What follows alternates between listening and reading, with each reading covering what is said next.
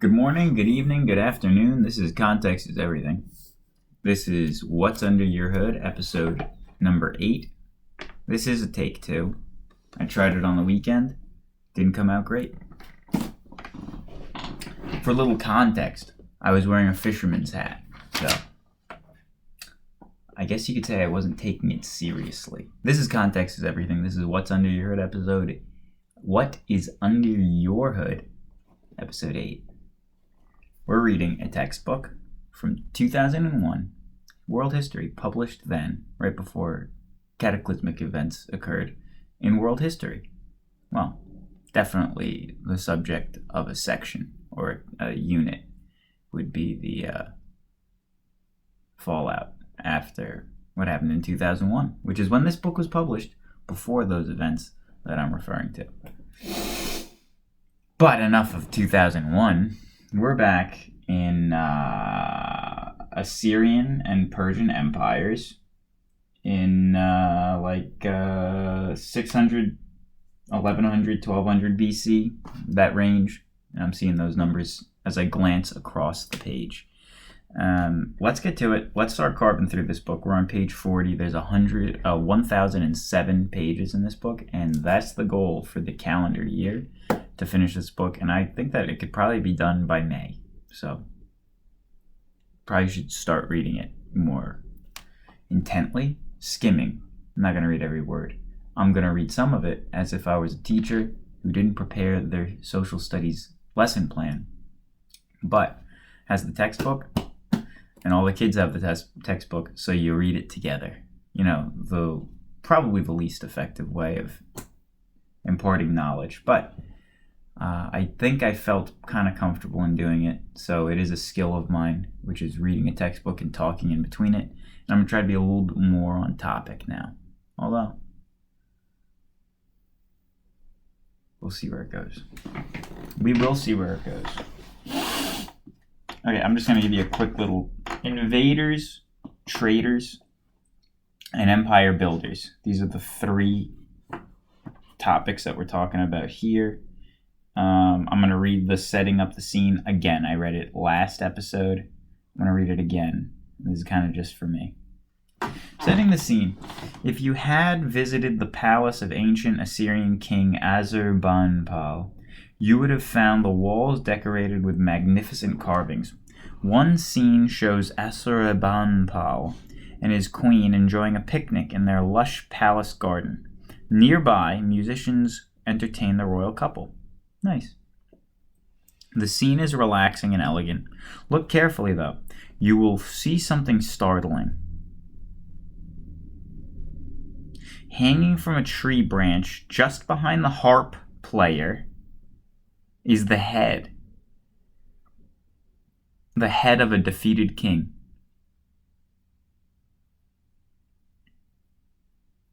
In the ancient Middle East, as elsewhere, bloody warfare and advanced culture often went hand in hand.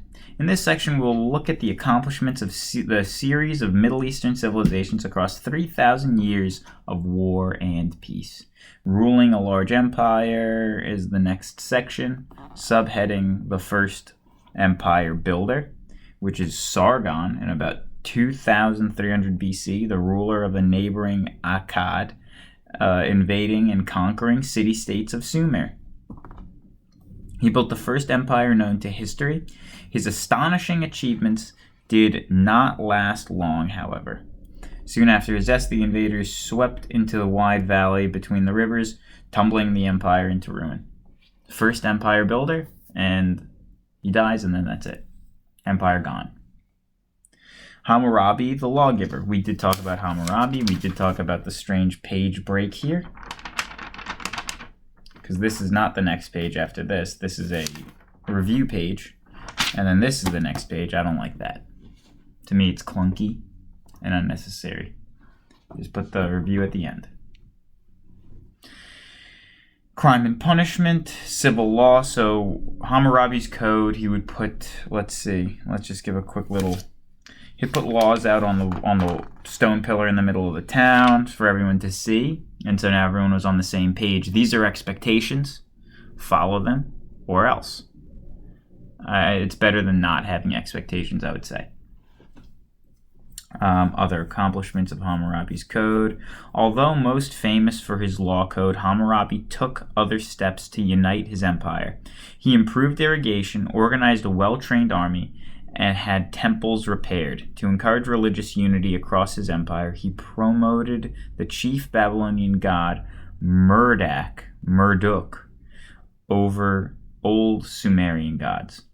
Warfare and the spread of ideas. Okay, so this is where we talk about the Hittites and their ironworking. Once the Hittites' empire fell, or their ruling, whatever, might not be an empire, let's see.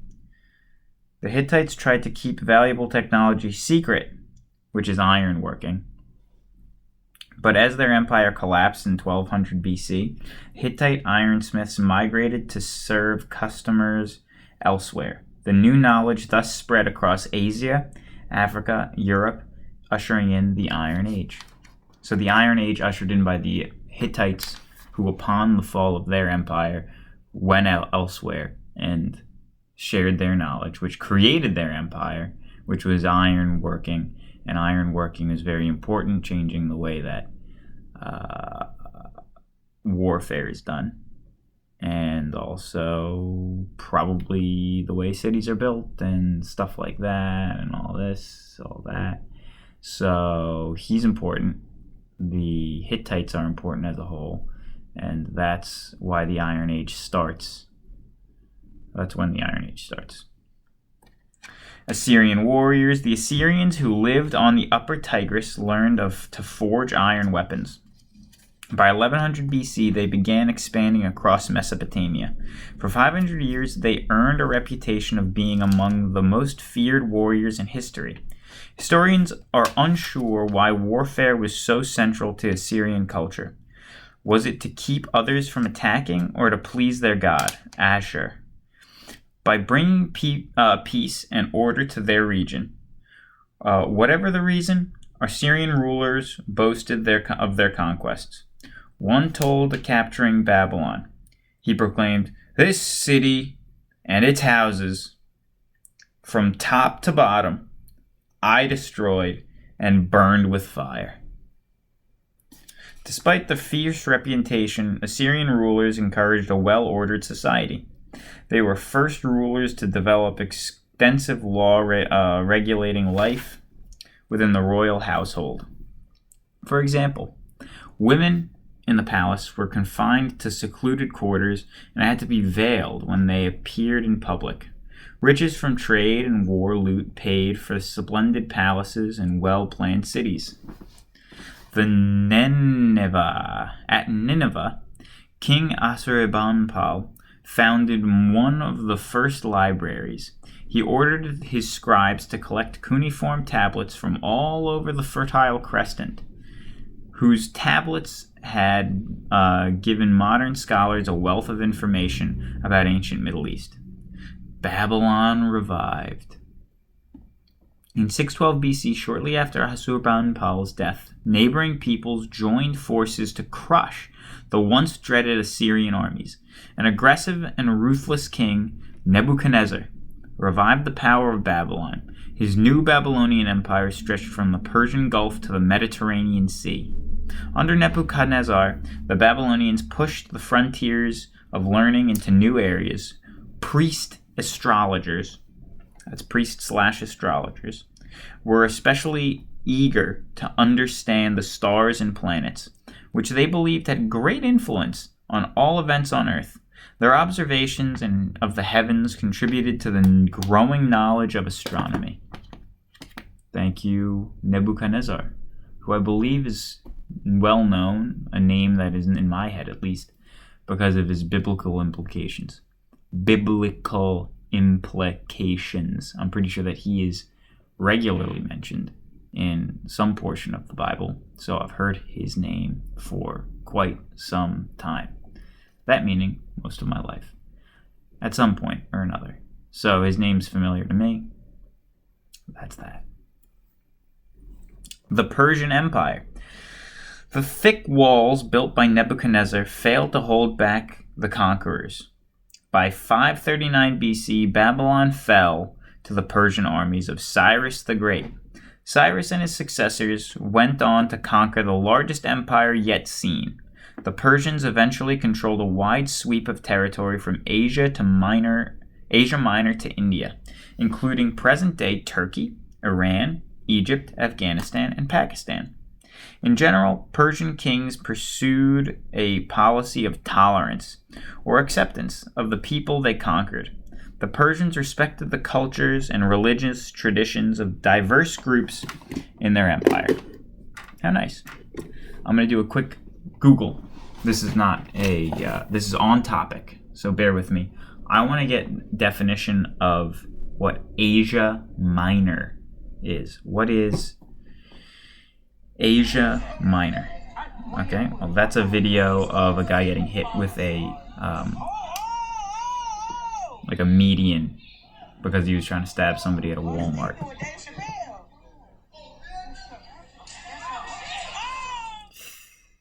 Not good. Asia Minor.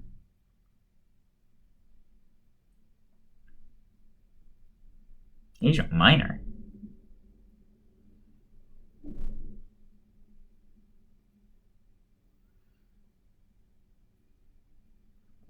It looks like Asia Minor is like a portion of modern-day Turkey, not even the whole thing.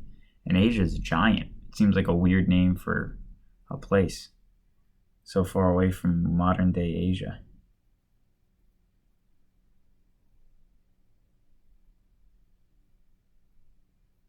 Asia Minor. Maps of Asia Minor.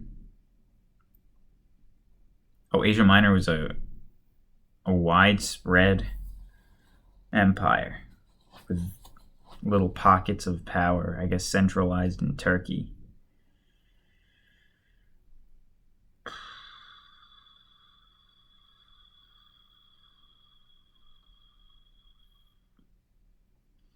Maybe something that I'll look into and come back to. I'm wasting time. Uniting many peoples. The real unification of Persian Empire was accomplished under the Persian Emperor Darius, who ruled from 522 BC to 486 BC. A skilled organizer, Darius set up government that became a model for later rulers. He divided the Persian Empire into provinces, each headed by a governor called satrap. Each satrap or province had to pay taxes based on its resources and wealth. Special officials, the eyes and ears of the king, visited each province to check on the satrap. I guess that's like the IRS or something, right? Checking on taxes. Like Hammurabi, Darius adopted laws from the people he conquered and drew up a single code of laws for the empire. To encourage unity, he had hundreds of miles of roads built and repaired. Roads made it easier to communicate with different parts of the empire. Darius himself kept moving from one royal capital to another. In each, he celebrated important festivals and was seen by the people. That seems like he was a visible leader, and that's probably helpful to his reign. I don't know anything else about this man. Maybe he was a horrible, horrific tyrant. But he seemed to be pretty present for his people, so they might have liked him. Economic life. To improve trade, Darius set up a common set of weights and measurements. He also encouraged the use of coins, such as Lydians for Asia Minor,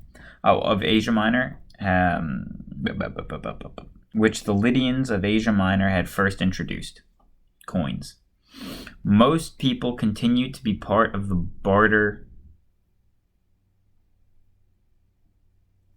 No way. You think that this coin is from like 400 BC? 522 to 486? That's pretty wild if it is, because that's in really good shape. I doubt that it is, though. That coin's in really good shape. It doesn't look like it's 2,500 years old. Might be. People continued to be a part of the barter economy, exchanging one set of goods or services for another. Coins, however, brought merchants and traders into an early form of money economy. In this system, goods and services are paid for through the exchange of some token of an agreed value, such as a coin or a bill.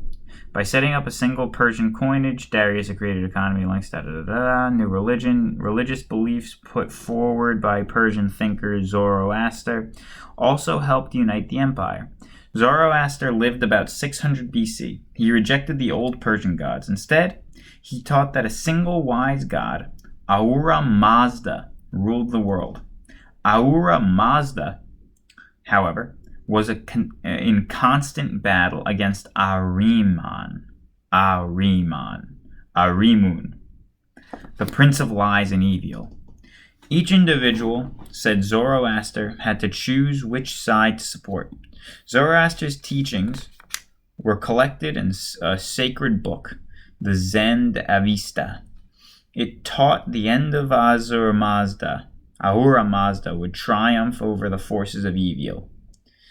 There will come a judgment day when Ahura Mazda will conquer the banished Ahriman. When man allies himself with Ahura Mazda and helps himself banish all that is evil, all that is darkness, and all that is death. Zoroaster in the Zend Avesta. On Judgment Day, taught Zoroaster, all individuals would be judged for their actions. Those who had done good would enter paradise. Evildoers would be condemned to eternal suffering.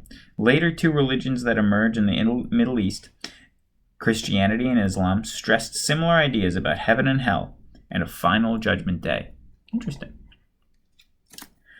Phoenician sea traders, manufacturing and trade, the alphabet. So the sea traders occupied a string of cities along the eastern Mediterranean coast in the area that is known today as Lebanon and Syria. Very good. Manufacturing and trade, the coastal land, though narrow, was fertile and supported farming. Still, the resourceful Phoenicians became best known for manufacturing and trade. They made glass from coastal sand. From tiny sea snails, they produced a widely admired purple dye called Tyrian purple, after the city of Tyre. Phoenicians also used papyrus from Egypt to make scrolls or rolls of paper for books. The word Bible and bibliography came from the Phoenician city of Biblios. Interesting. Phoenicians traded with people all around the Mediterranean Sea. To promote trade, they came up with colonies from North Africa to Sicily to Spain. The colony is a territory settled and ruled by people from another land. A new Phoenician traders braved the stormy Atlantic and sailed as far as England. There they exchanged goods from the Mediterranean for tin.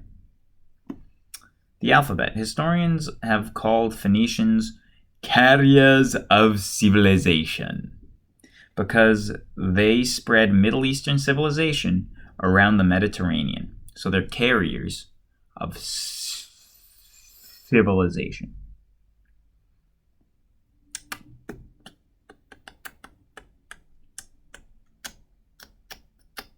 The Phoenicians made their own contribution to the world, giving us our alphabet. Unlike cuneiform or hieroglyphics, in which each symbol represented a word or concept, an alphabet contains letters that represent spoken sounds, phonemes. Phoenicians. Phonemes. Phonemes are the small individual sounds, like the sound smaller than a syllable is a phoneme, as I understand it. So you have a syllable, and then you have a phoneme, which is like just the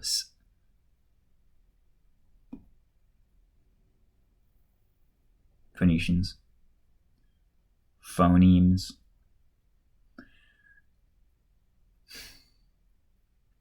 Phoenician traders needed a quick, flexible form of writing to record business deals. The wedges of cuneiform were too clumsy, so they developed a system of 22 symbols for consonant sounds. Later, the Greeks adopted the Phoenician alphabet and added symbols for vowel sounds. From the Greek alphabet came letters in which this book is written. From this Greek alphabet came the letters in which this book was written. Nice. And we're just about done here. Looking ahead, Middle East continues to be a vital crossroads where warriors and traders met, clashed, and mingled. Under Persian rule, scholars drew 3,000 years of Mesopotamian learning and added their own advances of rich heritage. In time, the achievements of this culture filtered eastward into India and westward into Europe. So, this is important. So we're talking about who? The Phoenicians. And where are the Phoenicians from? How about we make that the homework? Where are the Phoenicians from? Because I need to look it up. And I might have read it just now, but I was focused on reading the words, not dilly-dallying as much. So, where are the Phoenicians from? This is Context is Everything. What's Under Your Hood, episode 8. I'm happy to have you along. This is John Michael. Good morning, good afternoon, good evening, and always remember, context is everything.